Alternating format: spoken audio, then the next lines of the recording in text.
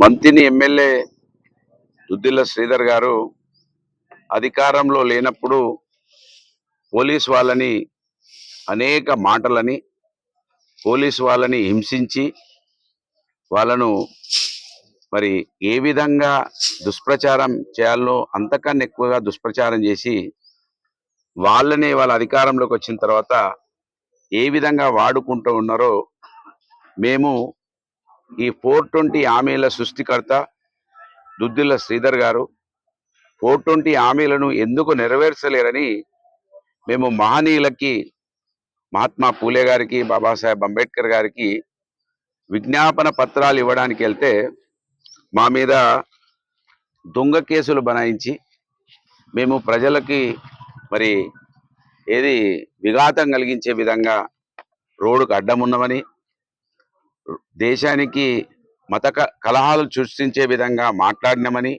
ఏదో కుట్ర చేయడానికి అక్కడికి వచ్చినామని ఇద్దరు కానిస్టేబుల్ తోటి సేమ్ ఫార్మెట్ ఒకటే విధంగా రాసి మా మీద వాళ్ళ కేసులు పెట్టిస్తా ఉన్నాడు. ప్రతిపక్షంలో నువ్వు ఉన్నప్పుడు నీ మీద ఒక్క కేసు అన్న ఇటువంటిది ఉన్నదో ఒకసారి నువ్వు ప్రజలకు చూపించాలి, ప్రజలకు తెలియాలి. అంటే నువ్వు ప్రతిపక్షంలో ఉన్నప్పుడు ఇటువంటి కేసులు లేవు. ఆ రోజు నువ్వు అధికారంలో ఉన్నప్పుడు ప్రతిపక్షాల మీద తెలంగాణ ఉద్యమంలో మరి దేశ ద్రోహం కేసులు పెట్టించినావు. మాలాంటి వాళ్ళు రైతుల కోసం యూరియా బస్తాల కోసం అడిగితే రౌడీ షీట్లు ఓపెన్ చేయించినావు. మళ్ళీ అదే తంతు ఇవాళ కొనసాగుతా ఉన్నది. నువ్వు ఎప్పుడు మంత్రి పదవిలో కూర్చుంటే అప్పుడు అశాంతి, ప్రజలకు ఏమాత్రం మేలు జరగది. ఇక్కడ ఏ అధికారి కూడా స్వతంత్రంగా పనిచేయలేడు. ఇవాళ పోలీసులు అయితే పూర్తిగా నీకు కండువ కప్పుకొని తిరుగుతా ఉన్నారు. వాళ్ళకు కూడా అర్థం కావాలి, ప్రభుత్వాలు వస్తుంటాయి పోతుంటాయి, ఈ విధంగా వ్యవహారం చేస్తే పోలీసు వాళ్ళే కేసులు పెట్టడం. ఇక్కడ ఒక మాజీ ఎమ్మెల్యేను ప్రజల కోసం ప్రజాస్వామ్య దేశంలో ప్రతిపక్షంలో ఉన్నప్పుడు మాట్లాడాలని కనీస జ్ఞానం లేకుండా ప్రవర్తించడం ఇది అవమానకరం, ఇది నీచము. దుద్దిల్ల శ్రీధర్ను మరి గొప్పగా ఆలోచించుకునే వాళ్ళు అర్థం చేసుకోవాలి.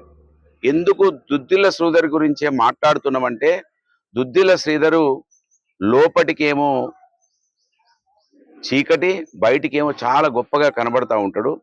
కనుక ఆయన యొక్క వ్యవహార శైలిని ఈ సమాజానికి చెప్పడం కోసం మేము ప్రయత్నం చేస్తూ ఉన్నాం. ఇది పూర్తిగా అప్రజాస్వామికమైన కేసు. ఇవి మమ్మల్ని ఆపగలుగుతాయా? ప్రజల కోసం ఉద్యమం చేయడంలో ఈ కేసులు ఆపగలుగుతాయా? ఈ కేసుల ద్వారా నువ్వు ఏం సాధించగలుగుతావు? మమ్మల్ని మా అంటే కోర్టుకు నెలకోసారి తింపగలుగుతావు తప్ప ఇంతకన్నా నువ్వు చేసేది ఏమి లేదు. నువ్వు ఏదైతే ప్రజలకు 420 హామీలను నువ్వే రాసినవో, నువ్వు చదువుకున్న వాడిగా ఎల్ఎల్బి చదివినా, హైదరాబాద్ సెంట్రల్ యూనివర్సిటీ చదివినా, ఢిల్లీలో మరి పోస్ట్ గ్రాడ్యుయేషన్ చేసినా, ఏదైతే నువ్వు రాసుకున్నావో దానికి అర్థం ఉండాలంటే నువ్వు 420 హామీలను రాసిన దాన్ని పూర్తి చేయకుండా మేము మాట్లాడితే మా మీద కేసులు పెట్టేయడం సిగ్గుమాలిన చర్య, నీచమైన చర్య. దీంతో మమ్మల్ని ఆపలేవు.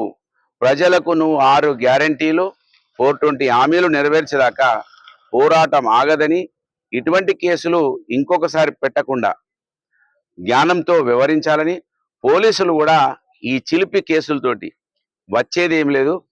ఖచ్చితంగా మా కేటీఆర్ గారు కూడా పదే పదే చెప్తా ఉన్నారు, రాబో రోజులలో ఫస్ట్ యాక్షనే పోలీసుల మీద ఉంటుంది.